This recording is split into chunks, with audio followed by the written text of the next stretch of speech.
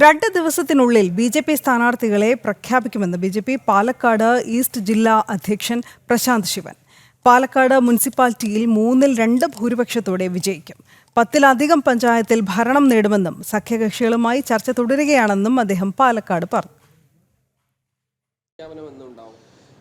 നിരവധിയായ ഫോറത്തിലെ സ്ഥാനാർത്ഥികളുടെ ചർച്ചകൾ പുരോഗമിച്ചുകൊണ്ടിരിക്കുകയാണ്.